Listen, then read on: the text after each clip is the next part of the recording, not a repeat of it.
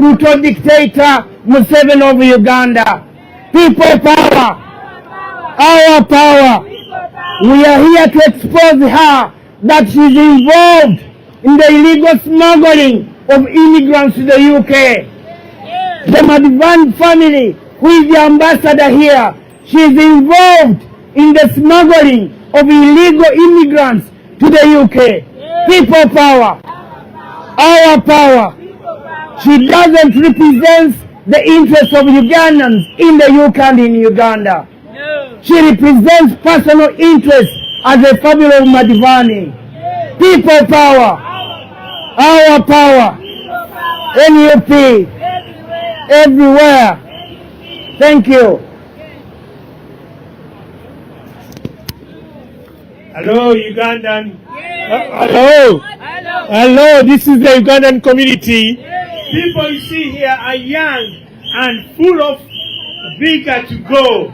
They are younger than the president, who is 3 times their age. That junta of Uganda, Museveni, has been in power for 40 years. Quote unquote, he said last week in 1962, he was in one of the parties. Do the summation. He's over 100 years and he still wants to rule Uganda. Margaret Thatcher was doing the Euro Tunnel when that man was in power here. Margaret Thatcher is gone to the grave with her husband Bernard. The same dictator Museveni is still in power. What kind of leader is this? I reckon people on the street can't remember Margaret Thatcher.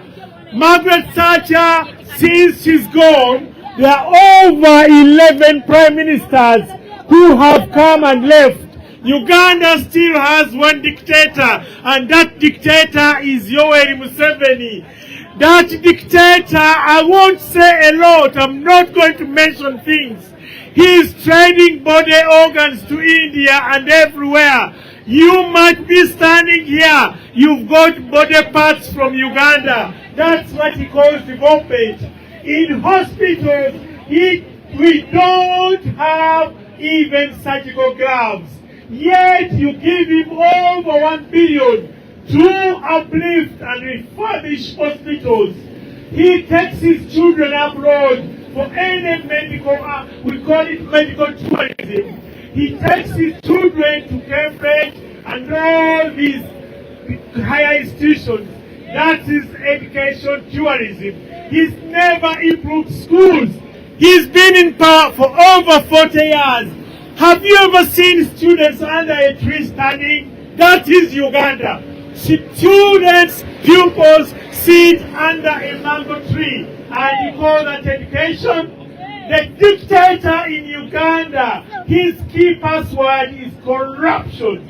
He is so corrupt that all the £1 billion you've given for the last 40 years is all recycled back to UK. He is the richest dictator in Africa. He is £13 billion richer, and you still give that person more money.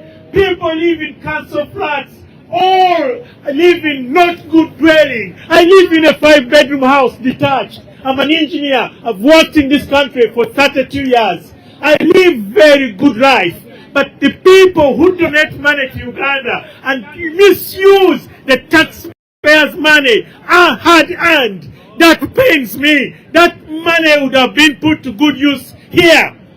This country, UK, trains the militias, the boots, and provides uniforms and guns that kill Ugandans.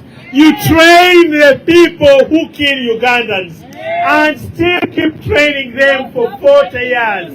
You give the dictator carpet after carpet. For the last 40 years, 11 prime ministers have shaken hands with the same dictator. Nobody asks, how come it's the same person? Dictator after prime minister after prime minister. It's the same people coming here and he shakes hands. You've never asked him, how come UK has changed 11 prime ministers? United States has changed 13 presidents, we still have one dictator. I don't think he's the brightest. I told you I'm an engineer. I'm well qualified to say I'm a bit better off than him. But this dictator has ruled Uganda and ruined Uganda to the extent that the roads that carry traffic are designed for a 5-year return period. That's not what you do with roads. His health centers are worse than a dog kennel. They are worse off than a dog house. In Uganda, it's the only place where the army is well dressed and the police is well dressed. Yet the people move in rags. In Uganda, you can't imagine. The hospitals are a wreck. They're using everything. Even a simple thing like surgical gloves, you have to corrupt the medical doctors. There is nothing in Uganda. Even the vaccines for COVID all went to rubbish because they were not handled well. Just a blessing that people didn't die of COVID. Be warned, in Uganda, more people died of death from the dictator and murder than COVID. COVID never killed Ugandans. It's the dictator who killed more Ugandans than COVID. The dictator in Uganda still comes here, and he is God's people who do all the lobbying. Bishop Sentamu is one person, a Ugandan, who does all the lobbying. Lord Popat, is one guy who does all the lobbying of the dictator. And that's the dictator. The dictator in Uganda has overstayed. We are not going to witness this. We will push him out of Uganda. We will get rid of him. NUP, everywhere, NUP, Kunga Uganda. The dictator in Uganda has worsened and has the best courage on the planet for the military. They learn the torture skills. The people you see here, what we are doing here, we are demonstrating because the people trained in Sandhurst come back and apply their skills, torture skills, and they have killed many of us using the same skills they have acquired from Sandhurst. Is this what we want, Ugandans? Is this what we want? No. So we ask you one thing. We can't have a dictator for 4 years and have him rule over us. No good system. And it's a monarchy in Uganda. The junta in Uganda is the president. His wife is the minister for sports. He can't even run a minister. The wife is a minister of education. She's not schooled. She even doesn't have a primary living certificate. The son is the minister of defense. And the son has never, he failed. I met him in 1992 at Nottingham University. And he was ready to go because he wasn't up to standard, up to scratch. And now these are the people ruling Uganda and making sure they ruin the economy.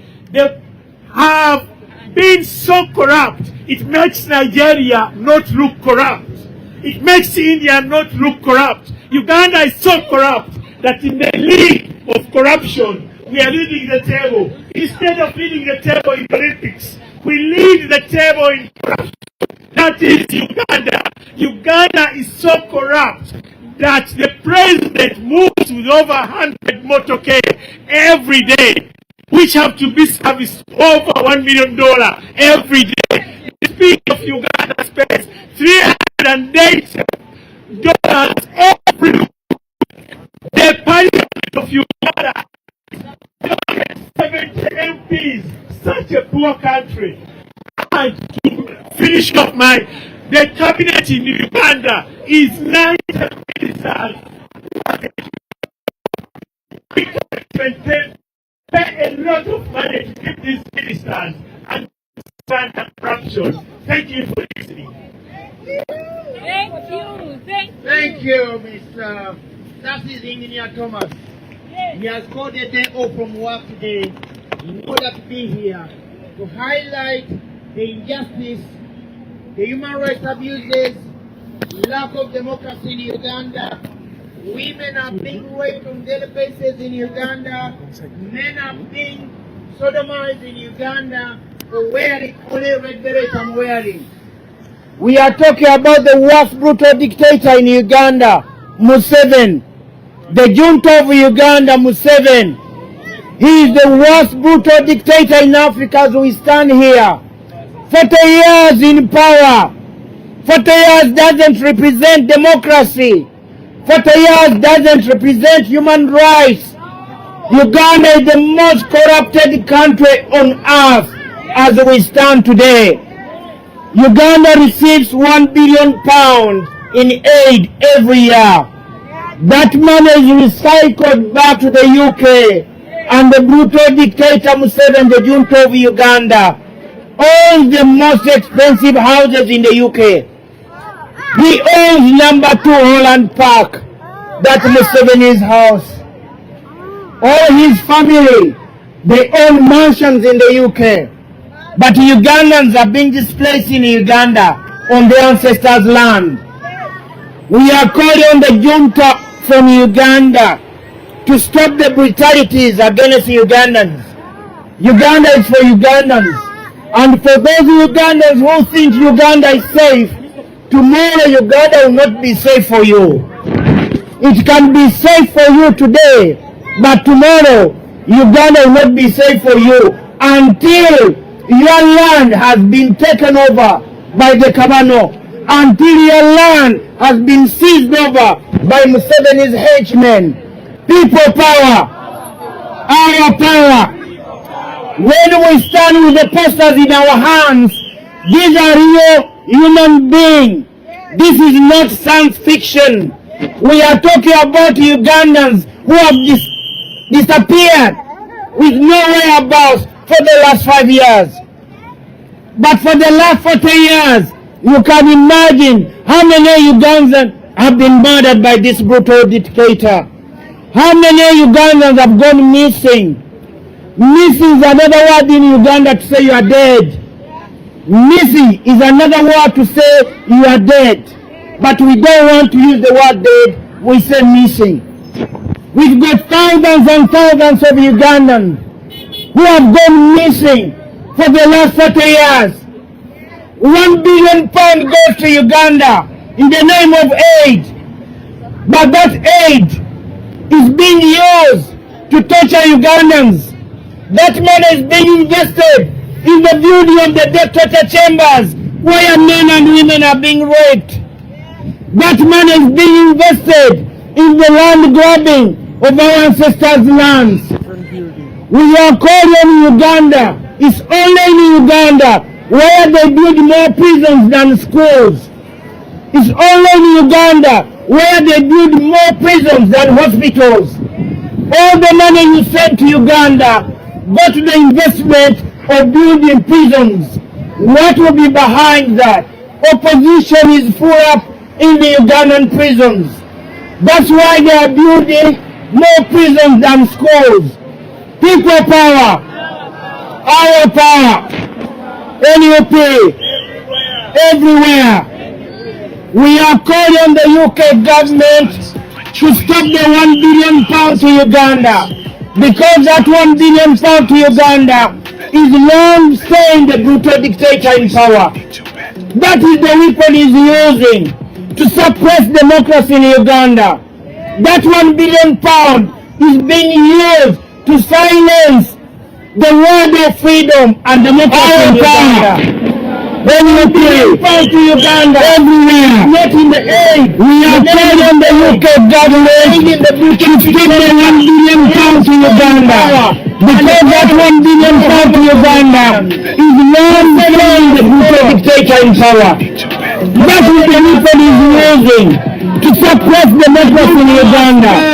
That £1 billion is being used to silence the word of freedom and the democracy in Uganda. Let us go. We are Ugandans, and we'll call on, we'll be here as long as it takes us to be here. We may be 20 in number, but we are representing 47 million suffering Ugandans today. Ugandans who can say a word in Uganda. Ugandans who can stand like we are standing here and express what we are going through. Wearing a red beret I'm wearing in Uganda is a crime. I don't know where these words are coming from, but the word I want to pass to you, Uganda is not safe for you. Don't diss Uganda. Uganda is not safe for you. If you speak French, I'll speak to you in French. Where are you coming from, Salim? Excuse me. Belgium. They speak French. Don't go to Uganda. Uganda is not safe under this brutal dictator. You are going to be the next candidate of death. You will be the next candidate of death in Uganda. We are the victim of the brutal dictator. We are here because of the brutal dictator. We left Uganda. We ran away from our beloved Uganda to come to the UK, and we are thankful that the UK have taken us in as their kids. Otherwise, we've lost parents in Uganda. We've lost our family members in Uganda under this brutal dictator, Museveni of Uganda. People power, our power, LUP, everywhere. Thank you. Kakwate. Edobozi kiraba. Anti ekyana kyange kifeesi wekiri. Kirina okulaba nti nkola nnyo. Kiraba. Kati ono nti ayagala nkoko. Mugambe nja kumuwa mbuzi.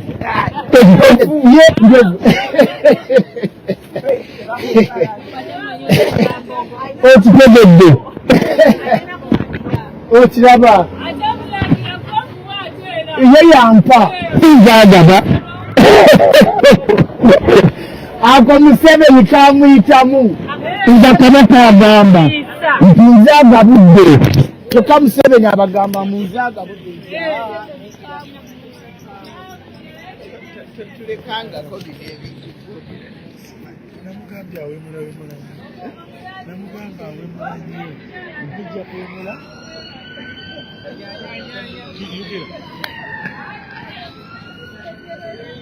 people power, our power. Yeah. Uganda, we are at a junction. I think this is the time to notice what has been history telling us. Churchill came to Uganda, the former Prime Minister of the United Kingdom, 1907. He found no Ugandan willing to come over to the UK. After a century, we are so many Ugandans here. The words he used, he found a land where everyone was comfortable. Where our grandparents were staying in Uganda, comfortable, loving their country. No one ever imagined that his words praising Uganda, to call it the Pearl of Africa, most of us will end up in the United Kingdom. I think if we are to revisit his words, Ugandans will have work to do. Given the 40 years UK government has been funding Uganda government with a lot of money to facilitate the killings left and right, to facilitate sodomizing men in Uganda, to facilitate corruption, to facilitate raping women. Those 40 years can ably depict what has been done since 1907. It's on us today, the Ugandans, to restore Uganda to that state what made Churchill, the former Prime Minister of the United Kingdom, call it a Pearl of Africa. Currently, we don't have a Pearl of Africa where there is crime, where people are disappearing, where the young ones, their organs are being harvested and sold to India, Pakistan, the US.